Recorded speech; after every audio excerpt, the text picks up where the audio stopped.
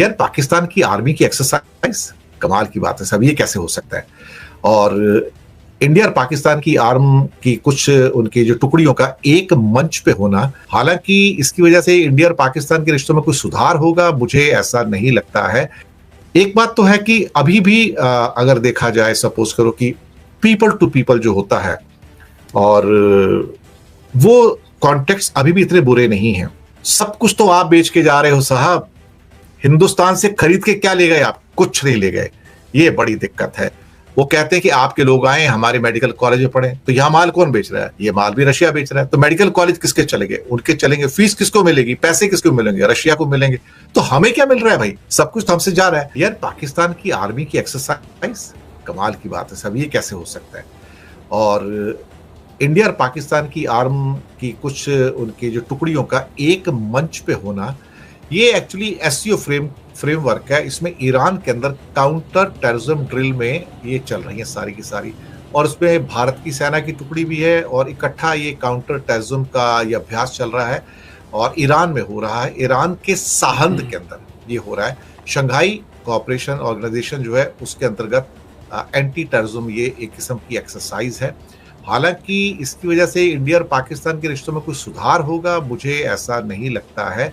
लेकिन ये दरअसल अभी हुआ है, और वहाँ पे सभी जो 10 मेंबर कंट्री है, Iran, China, Russia, India, Pakistan, Kazakhstan, Kyrgyzstan, Tajikistan, Uzbekistan और बेलारूस ने इसमें पार्टिसिपेट किया है।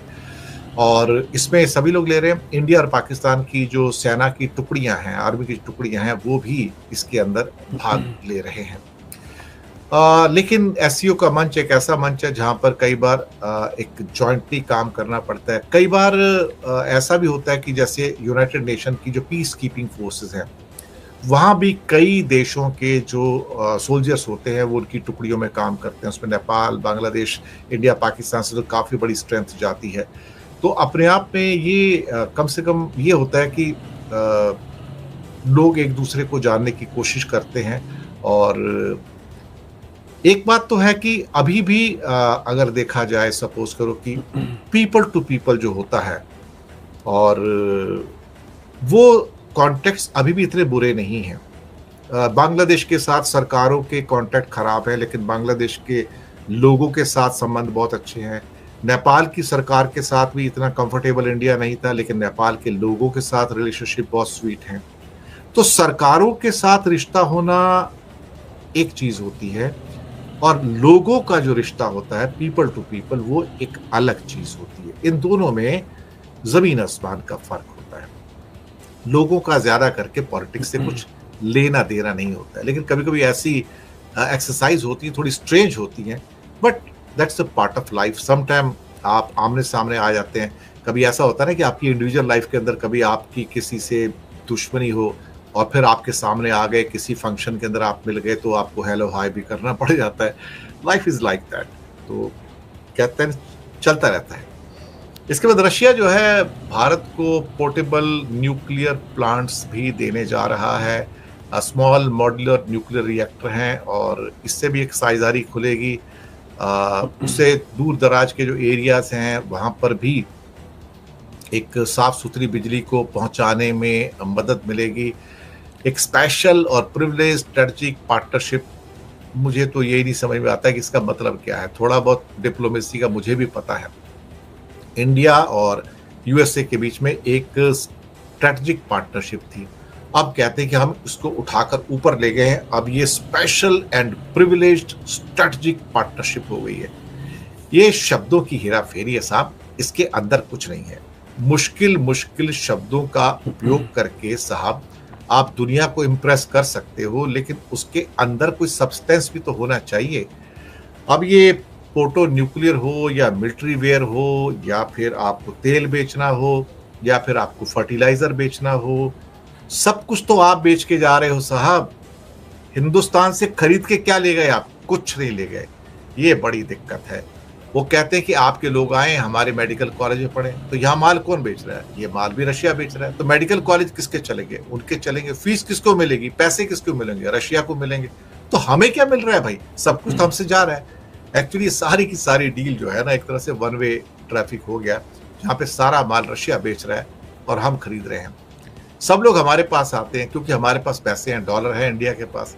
डॉलर है तो सबको दिखाई देता है, इसके बाद डॉलर है, इसको माल बेचो। अमेरिका भी बेचना चाहता है, फ्रांस बेचना चाहता है, ब्रिटेन बेचना चाहता है, यूरोप बेचना चाहता है, जापान और ऑस्ट्रेलिया बेचना चाहते हैं, कोरिया बेचना चाहता है, चाइना भी बेचना चाहता है। साहब सबको पड़िए कि यार इंडिया को माल बेचो, पैसे हैं उसके पास, पैसे ले लो उसको, क्या कहा जाए। एक और खबर है, वो है हमारी बांग्लादेश से, और खबर है खुलना। एक खुलना सीट है वहां पर, ये बड़ी चर्चा में, खुलना 1 सीट जो है बड़ी चर्चा पे है। वहां पर कट्टर एक इस्लामिक ऑर्गेनाइजेशन है, जमायत इस्लामी, जो शेख हसीना के टाइम में बैन थी। इन्होंने खुलना 1 में एक हिंदू उम्मीदवार उतारा है। एक्चुअली हिंदुओं की संख्या काफी है, करीब 10% पॉपुलेशन हिंदू हैं बांग्लादेश के अंदर। अब ये सुर्खियां बटोरी जा रही है साहब यहाँ पर। ये क्या हो रहा है अल्टीमेटली कि इस सीट पर जो हिंदू वोट्स हैं वो काफी डिसाइसिव वोट होते हैं। तो खुलना 1 की 2 सीटें हैं, इसमें डाकोप और बटिया घाटा। अब यहां पर पहले भी हिंदू ही इलेक्ट होते आए हैं, 1996 से अब तक यहाँ पर हिंदू कम्युनिटी से ही लोग यहाँ पर इवन एमपी भी चुनकर आए हैं। लेकिन वहां पर इस बार जमाते इस्लामी ने एक हिंदू कैंडिडेट कृष्णा नंदी को उतारा है। ग्राउंड लेवल पे बड़े मजबूत पकड़ है और हिंदू वोट बैंक में नई एंट्री का सही चेहरा। इससे पहले वो सोच रहे थे कि कोई मिस्टर अबू यूसुफ हैं उनको टिकट देंगे, लेकिन उसको तुरंत बदल के कृष्णा नंदी को यहाँ पर टिकट दिया गया। अच्छा, कृष्णा नंदी कोई नया चेहरा नहीं है उनके लिए, वो 2003 से यानी कि 22 साल से जमात इस्लामी के मेंबर हैं। उन्होंने 1000 टका देकर पार्टी की मेंबरशिप ली थी और वो डुमुरिया की वहाँ हिंदू कमेटी के अध्यक्ष भी हैं। वो वैसे बिजनेस पर्सन हैं और जमात के मंचों पर काफी सक्रिय हैं। और मुझे लगता है कि ये बड़ा इंटरेस्टिंग फाइट होगा साहब, कि जमाते इस्लामी, जमात कह रहे हैं कि हम अपना कॉन्स्टिट्यूशन बदल चुके हैं, हम अब लिबरल हो चुके हैं, हमें पुरानी नजर से मत देखिए, हमारा चश्मा भी नया है, सभी धर्मों के लोग सदस्य बन रहे हैं और यहाँ पर माइनॉरिटीज को खास जगह दी जा रही है। और खुलना में अभी जमात का एक हिंदू सम्मेलन हुआ जिसमें भारी संख्या में लोग अटेंड करने के लिए आए। चलिए साहब, ये भी अच्छी बात है। लास्ट खबर है कि इजराइल के जो बजट है वो काफी अप हो गया है। हालांकि उनको जरूरत तो नहीं थी, लेकिन उसके बावजूद भी इजराइल ने अपने बजट के अंदर काफी बढ़ोतरी की है। समझ में नहीं आया कि इस बढ़ोतरी की आखिरकार जरूरत क्या थी। 35 बिलियन डॉलर का बजट 2026 के लिए उन्होंने बनाया, 35 बिलियन डॉलर का है। और ये पहले से जो लास्ट ईयर के बजट थे उसके मुकाबले ये काफी ज्यादा है।